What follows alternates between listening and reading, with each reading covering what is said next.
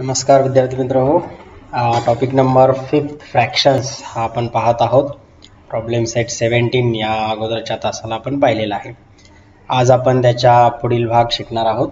त्यातला पहिला पॉइंट आहे like fractions and unlike fractions. ठीक आहे, त्यातला फर्स्ट पॉइंट आज आपण घेऊया लाईक फ्रॅक्शन्स.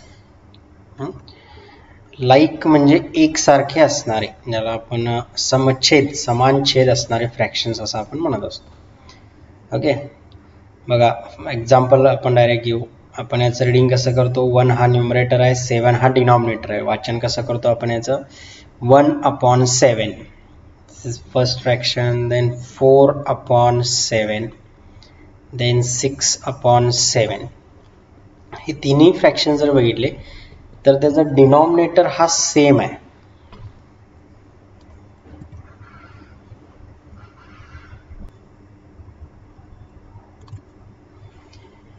या तीनही फ्रॅक्शन्सचे जर डिनॉमिनेटर आपण पाहिले तर याचा डिनॉमिनेटर म्हणजे छेद 7 आहे, याचा डिनॉमिनेटर 7 आणि याचाही डिनॉमिनेटर 7 आहे. म्हणजे हे तीनही फ्रॅक्शन्स समान छेद असणारे आहेत, म्हणून त्यांना समछेद आणि इंग्रजीमध्येच त्यांना काय म्हटलं जातं, लाईक फ्रॅक्शन्स असं म्हटलं जातं. मग त्याची व्याख्या पुस्तकामध्ये दिलेली आहे. Fractions whose denominators are equal. Equal denominator हे हा भाग लक्षात ठेवायचा. इक्वल डिनॉमिनेटर म्हणजे समान छेद असणारे फ्रॅक्शन्स हे सगळे काय असतात, लाईक फ्रॅक्शन्स असतात. So fractions whose denominators are equal or denominators are same, then these fractions are called like fractions. ठीक आहे, हा भाग आपण लक्षात ठेवायचा. आता याच्याच बरोबर उलट म्हणजे काय असणार आहे, अनलाईक फ्रॅक्शन्स. काय असणार आहे बघा, अनलाईक फ्रॅक्शन्स. आता अनलाईक फ्रॅक्शन म्हणजे काय, तर लगेच कळलं असेल आपल्याला की भिन्न छेद असणारे म्हणजे छेद वेगवेगळे असणारे त्यांना आपण म्हणतो अनलाईक फ्रॅक्शन्स. जसं की 1/3 कोणती आपण घेऊ, 4/8, ओके, 9/11. यामध्ये जर बघितलं तर या फ्रॅक्शनचा डिनॉमिनेटर आहे 3, या फ्रॅक्शनचा डिनॉमिनेटर आहे 8, या फ्रॅक्शनचा डिनॉमिनेटर आहे 11. So denominators are different. So fractions with different denominators, okay, different denominator हा शब्द लक्षात ठेवायचा. Different denominator, fractions with different denominators are known as unlike fractions. Known as unlike fractions. Okay okay, so बघा दोन concept, like fractions, fractions with equal denominator known as like fraction म्हणजे छेद समान असणारे, आणि unlike fractions, fractions with different denominator, छेद वेगवेगळे असणारे फ्रॅक्शन्स असतील तर त्यांना आपण म्हणतो अनलाईक फ्रॅक्शन्स. ठीक आहे, तेव्हा हा भाग तुम्हाला आता कळलेला असेल. तर आपण आता पुढच्या भागाकडे जाणार आहोत. बघा पॉइंट आहे conversion of unlike fraction into like fraction. म्हणजे जर अनलाईक फ्रॅक्शन असे फ्रॅक्शन असतील तर त्यांचे लाईक फ्रॅक्शन मध्ये कसं कन्व्हर्जन करायचं, म्हणजे छेद वेगवेगळे असतील तर छेद समान असतील अशामध्ये त्यांचं रूपांतर कसं करायचं हा भाग आपण पाहणार आहोत. त्यासाठी एक्झाम्पल नंबर 1 आपण इथे घेऊया. बघा प्रश्न असा असतो आपल्याला, convert 5/6 and 7/9 into like fractions.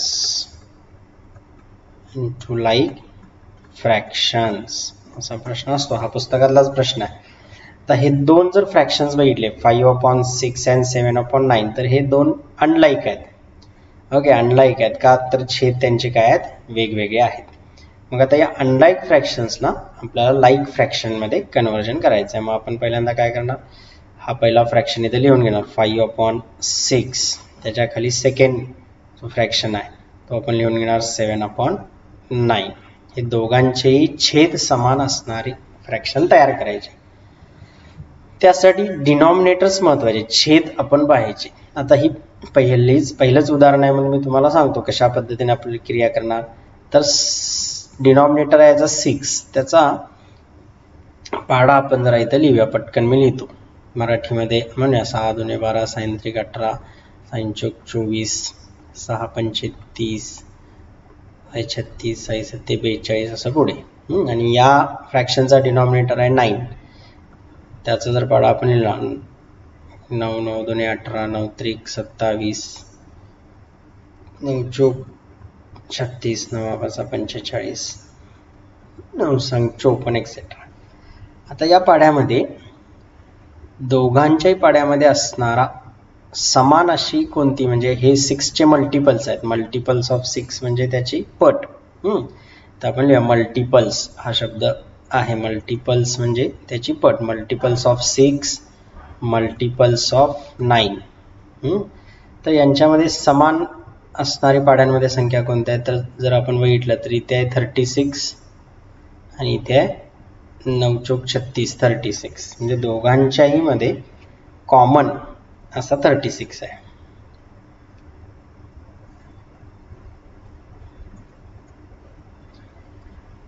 Multiples of 6 लिहिले, मल्टिपल्स ऑफ 9 लिहिले. आता दोघांच्याही पाड्यामध्ये समान असणारे कोणकोणते संख्या आहेत बघा. तर इथे आहेत 6 त्रिक 18 आणि 9 दुने 18, तसंच 9 चौक 36, 6 6 36, 9 चौक 36. लहान कोणती संख्या आहे तर 18 आहे. म्हणजे या दोघांचा छेद 18 मध्ये कन्वर्ट करता येतो. दोघांचा छेद कशामध्ये कन्वर्ट करता येतो, 18 मध्ये. मग तो कसा करायचा बघा. तर हा 5/6 पुन्हा एकदा आपण लिहिणार 5/6. इथे मल्टिप्लिकेशन साइन दोघा नाही ना. आता 6 चे 18 करण्यासाठी त्याला कितीने गुणलं पाहिजे, 3 ने. 6 त्रिक 18. मग डिनॉमिनेटरला 3 ने मल्टिप्लाय केलं तेव्हा न्यूमरेटरला सुद्धा कितीने मल्टिप्लाय केलं पाहिजे, न्यूमरेटरला सुद्धा 3 ने मल्टिप्लाय केलं पाहिजे. Denominator multiply by 3, numerator also multiplied by 3. Okay. मग काय येणार प्रॉडक्ट, न्यूमरेटरचा प्रॉडक्ट 5 × 3 15 अपॉन 6 × 3 6 3 जा 18. हा नवीन फ्रॅक्शन तयार झाला 15/18. आता यासाठी पुन्हा आपण हे फ्रॅक्शन लिहून घेणार 7/9. आता 9 चे आपल्याला किती करायचे आहेत, 18 करायचे आहेत. 9 दुने 18 होतात, म्हणजे इथं कितीने मल्टिप्लाय केलं पाहिजे, 2. मग या छेदाला 2 ने गुणले म्हणजे त्याच्या अंशाला सुद्धा तेवढ्याच संख्येने गुणायचं 2. यांचे प्रॉडक्ट्स काय येणार 7 2 जा 14 अपॉन 9 2 जा 18. आणि आता जर आपण बघितलं तर या दोघांचेही फ्रॅक्शनचा जो डिनॉमिनेटर आहे तो काय झाला, इक्वल झाला 18/18. म्हणजे हे दोघेही काय झालेले आहेत, लाईक फ्रॅक्शन मध्ये त्यांचं कन्वर्जन झालेलं आहे. मग आपण ते लिहू शकतो therefore 15/18 and 14/18 are like fractions. Okay. हे काय आहेत, लाईक फ्रॅक्शन्स आहेत. आर लाईक फ्रॅक्शन्स कुणाचे आहेत तर यांचे ऑफ 5/6 अँड 7/9.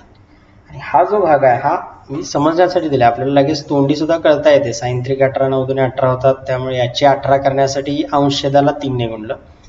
9 दुने 18 होतात म्हणून यांचे छेद 18 होण्यासाठी यांना आपण अंशछेदाला 2 ने गुणलं. आणि हा जो भाग आहे तो रफ वर्क आहे, आपण तो तात्पुरता केला आणि नंतर खोडून टाकला तरी काही हरकत नाही. म्हणजे या पद्धतीनं काय करावं लागतं, आपल्याला कन्वर्जन करावं लागतं. तर याचंच आणखी एक उदाहरण आपण घेऊया. एक्झाम्पल नंबर 2 घेऊया. 4/8 अँड 5/16. आता यांचं कन्वर्जन लाईक फ्रॅक्शन मध्ये करा असा आपल्याला प्रश्न आहे. पहिल्यांदा दोन्ही फ्रॅक्शन आपण लिहून घेणार 4/8 आणि त्याच्या खाली लिहिणार आहोत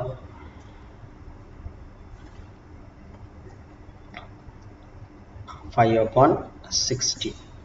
आता इथे जरा नीट लक्ष द्या. मागाशी काय होतं की दोघांचे छेद अगदीच वेगवेगळे होते 6 and 9, बरोबर आहे. पण इथं जर बघितलं तर यांचे छेद असे आहेत की या 8 चे 16 होतात, 8 दुने 16 होतात. म्हणजे यामध्ये काही बदल करावा लागत नाही, फक्त बदल या फ्रॅक्शन मध्ये करावा लागतो, बरोबर आहे. म्हणजे हा फ्रॅक्शन आपण आहे तसाच ठेवणार 5/16 आणि याच्यामध्ये तेवढे चेंजेस करणार. का तर बाबा 8 दुने 16 होत आहेत, हा ऑलरेडी 16 डिनॉमिनेटर आहेच. याची फक्त 8 × 2 आपण करणार आहोत. मग त्यासाठी काय प्रोसिजर करणार आपण मगाच्याच पद्धतीने 4/8 ठेवलं. 16 करायचे आहेत 8चे, म्हणजे याला कितीने मल्टिप्लाय होणार 2 ने. 8 × 2 16. मग याला सुद्धा 2 ने मल्टिप्लाय होणार. छेदाला ज्याने गुणले त्यालाच अंशाने. 4 × 2 4 2 जा 8 अपॉन 8 2 जा 16. आणि या फ्रॅक्शन मध्ये काही बदल करायची गरज नाही, तो आहे तसंच राहील. म्हणजे काय तयार झालं बघा, देअरफॉर 5/16 अँड नवीन तयार झालेला 8/16 आर लाईक फ्रॅक्शन्स. हे नवीन तयार झालेले काय आहेत, लाईक फ्रॅक्शन्स आहेत, असं आपण लिहू शकतो. ओके, म्हणजे दोन प्रकारे आपल्याला करता येतं. एक निरीक्षण करायचं छेदांचं, एकाचा छेद दुसऱ्यामध्ये जर रूपांतर होत असेल पाड्यांमध्ये तर त्याचं फक्त कन्व्हर्जन करायचं, बाकीचं आहे तसंच ठेवायचं. किंवा जर रूपांतर होत नसेल तर मात्र दोघांच्या पाड्यात समान कोणती संख्या लहान ती आपण घेऊ शकतो आणि दोघांचं काय करू शकतो, लाईक फ्रॅक्शन मध्ये कन्व्हर्जन करू शकतो. ठीक आहे, या पद्धतीने आपण ते कन्व्हर्जन करायचं. आणि हाच जो आहे तो आपला प्रॉब्लेम सेट 18 या पद्धतीने सोडवायचं आहे. म्हणजे प्रत्येक उदाहरण जे आहे ते या पद्धतीने, आताची ही 2 उदाहरणे दाखवलेत त्या पद्धतीने ती सोडवायची.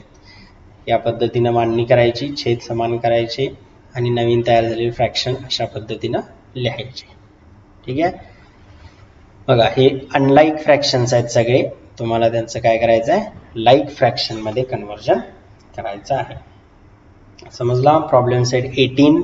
ठीक आहे, आता आपण पुढे जाऊया, प्रॉब्लेम सेट 19 कडे जाऊया. Comparison of like and unlike fractions, अतिशय महत्वाचा भाग आहे. Comparison of like and unlike fractions. आता हे काय लिहिले हा भाग नंतर, हा जरा इथे आपल्याला एक डायग्राम आहे त्याच्यानुसार फ्रॅक्शन लिहूया.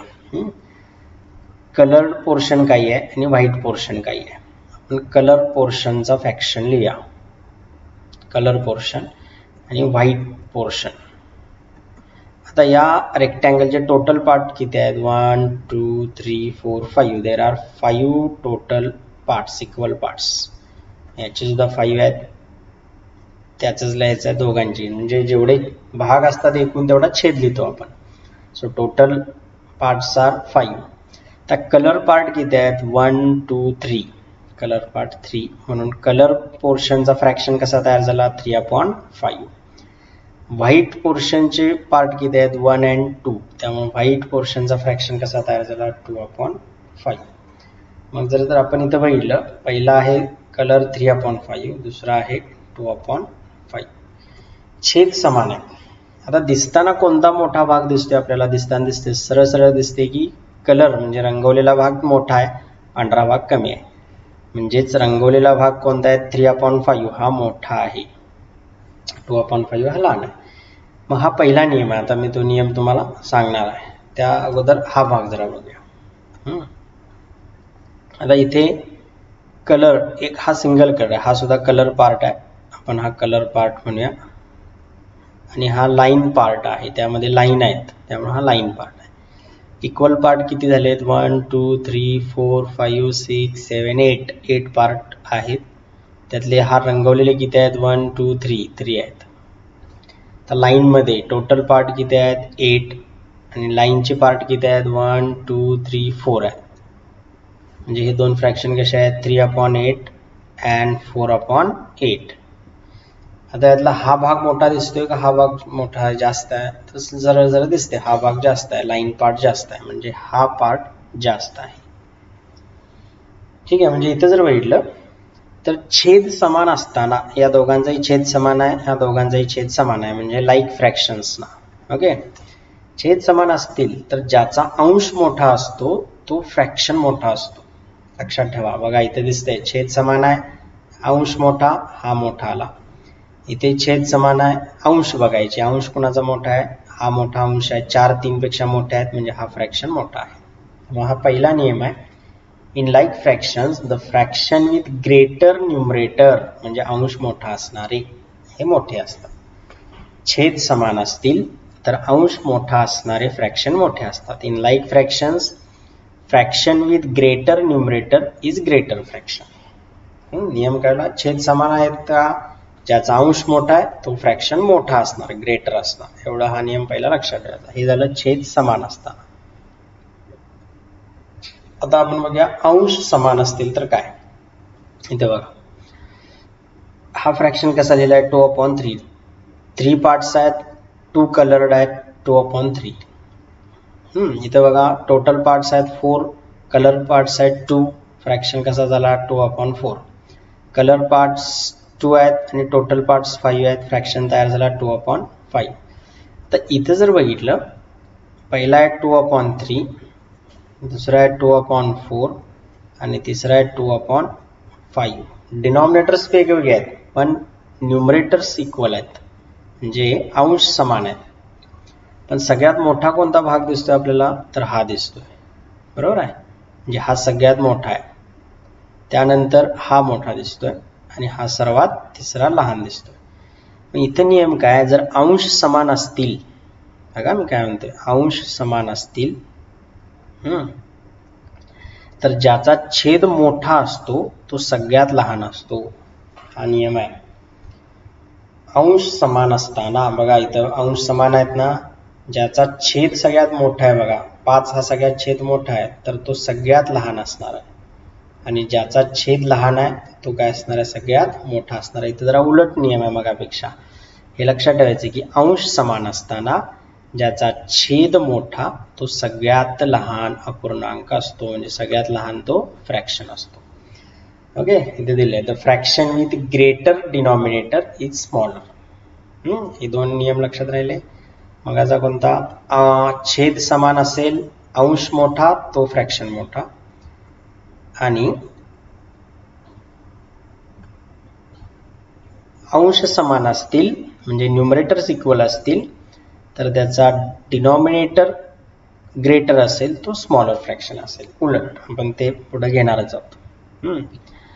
आता यात तिसरा एक प्रकार आहे, बघा काय तिसरा प्रकार आहे मी सांगतो.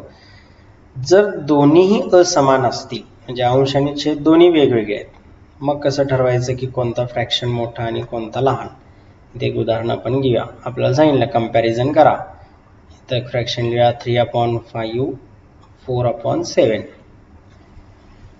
आता काय छेदही समान नाही, अंशही समान नाही. छेद समान असते तर आपल्याला नियमानुसार सोडवता आलं असतं, अंश समान असते तर लगेच आपण नियमानुसार सोडवलं असतं. पण इथं दोघेही वेगवेगळे आहेत. अशा वेळी काय करायचं, तर मगाशी जी पद्धत सांगितली ती करायची, दोघांची लाईक फ्रॅक्शन्स करायचे, छेद समान करायचे. मग कसे करायचे, हा आहे 3/5, अंतर ठेवायचं, इथं कॉमा द्यायचा, हा आहे 4/7. तर 5 आणि 7 या दोघांचा जर पाडा बघितला तर सगळ्यात दोघांच्या पाड्यामध्ये कॉमन कोणता येतो, मल्टिपल. जर 5चा बघितला पाडा, 5चा जर बघितला तर 5 1 5, 5 2 10, 5 3 15, 5 20, 5 25, 5 30, 5 7 35 एक्सेट्रा. 7चा जर बघितला 7 1 7, 7 2 14, 7 3 21, 7 4 28, 7 35 एक्सेट्रा. तर बघा दोघांमध्ये 35 कॉमन आहे, म्हणजे दोघांचा छेद 35 होऊ शकतो. मग आता 3/5, 5चा छेद 35 करायचा, म्हणजे याला कितीने गुणलं पाहिजे, 7ने. अंशाला सुद्धा कितीने गुणलं पाहिजे, 7ने. मग यांचा गुणाकार, इथं कॉमा द्यायचा, हा आहे 4/7.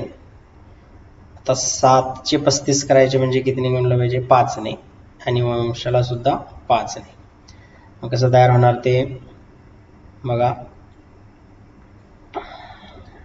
न्यूमरेटरचा कसा येणार, 3 7 21 अपॉन 35 7 35, 4 5 20 अपॉन 7 35. तर या दोघांच्या मध्ये जर बघितलं तर छेद समान झाले, बघा लाईक फ्रॅक्शन्स तयार झाले. मग अशी नियम काय सांगितला, छेद समान असतील तर ज्याचा अंश मोठा असणार तो फ्रॅक्शन मोठा. म्हणजे आता हा 21 आहे, हा 20, न्यूमरेटर हा 21 बिगर आहे किंवा ग्रेटर आहे, म्हणजे हा फ्रॅक्शन मोठा असणार आहे.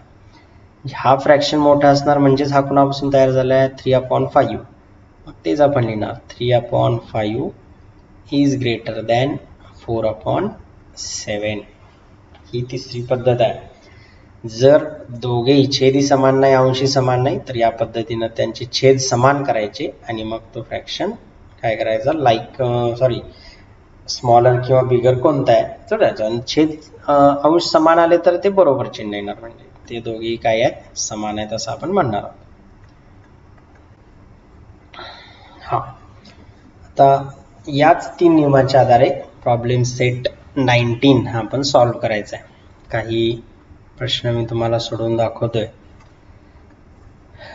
एक्झाम्पल नंबर 1 बघा, बॉक्स तिथे दिलेला आहे 3/7. इथे आपण बॉक्स तयार करणार ॲज इट इज. पट्टी पेन्सिलचा वापर करा. अपॉन 3/7. छेद समान आहेत.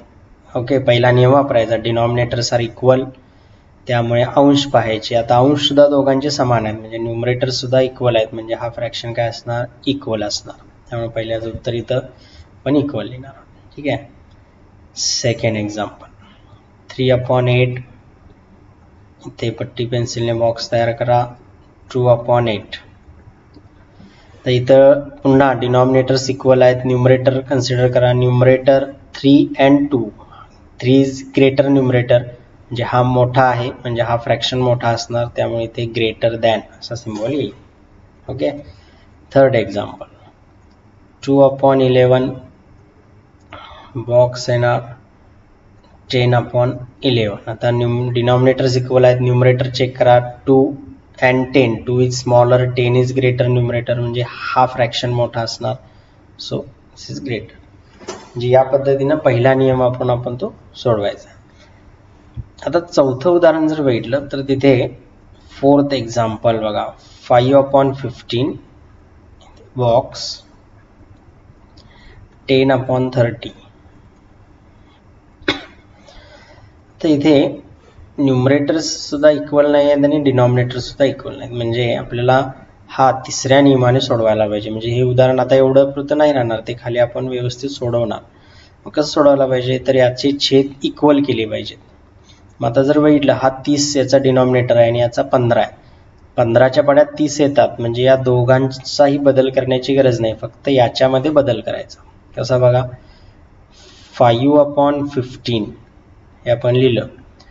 आता दुसऱ्या फ्रॅक्शनचा डिनॉमिनेटर आहे 30, म्हणजे हा फक्त चेंज होणार. 15चे 30 म्हणजे 30 करायचे, तर आपल्याला पाडापाठ आहे. 15 दुने 30, दुने म्हणजे इथं 2 येणार, आणि इथे 2 ने गुणले म्हणून वरती सुद्धा कितीने आपण गुणणार, 2. मग आता कसं तयार होणार, 5 2 जा 10 अपॉन 15 2 जा 30. आता हा फ्रॅक्शन तयार झाला. आता हा फ्रॅक्शन आपण लिहिणार 10/30. अँड इकडे सुद्धा दुसरा फ्रॅक्शन तोच आहे, 10/30. डिनॉमिनेटर्स इक्वल आहेत, न्यूमरेटर्स सुद्धा इक्वल झाले, म्हणजे हा काय असणार आहे, इक्वल असणार. त्यामुळे इथं बॉक्समध्ये काय येणार आहे, इक्वल. ओके. आता फिफ्थ एक्झाम्पल कसं आहे बघा, 5/8. 5/8 ती बॉक्स 5/9. आता इथे न्यूमरेटर्स इक्वल आहेत, म्हणजे दुसरा नियम वापरायचा, अंश समान आहेत. नियम काय, अंश समान असताना ज्याचा छेद मोठा तो फ्रॅक्शन लहान असतो. म्हणजे 9 हा छेद मोठा आहे, हा लहान आहे. 9 हा छेद मोठा आहे, म्हणजे हा लहान असणार आहे, म्हणून हा इकडे 5/8 ग्रेटर दॅन 5/9. म्हणजे या पद्धतीनं 3 प्रकारचे आपल्याला इथे एक्झाम्पल्स असणार आहेत. डिनॉमिनेटर्स इक्वल असणारे, न्यूमरेटर्स इक्वल असणारे, आणि दोघेही वेगळे अनलाईक फ्रॅक्शन असतील तर त्यांचं कन्व्हर्जन करून आपल्याला काय करायचं आहे, छेद समान करायचे आणि मग त्यानंतर आपण ते सोडवायचं. त्यासाठी ही जी पद्धत सांगितली, छेद समान अशा पद्धतीने होतात. 5 आणि 7 वेगवेगळे छेद असतील तर, किंवा जर एखाद्याचा छेद 15चे 30 मध्ये होत आहेत, इथं बघा 9चे 18 होत आहेत, 9 दुने 18, पण इथं मात्र वेगवेगळे आहेत पूर्ण, तेव्हा मात्र ही पद्धत वापरून दोघांची छेद समान करून मग ठरवायचं की स्मॉलर आणि ग्रेटर फ्रॅक्शन कोणता आहे. ठीक आहे. तर हा भाग तुम्हाला कळलेला असेल. प्रॉब्लेम सेट 18 आणि 19 हे दोन आपण सॉल्व्ह करायचे. थँक्यू.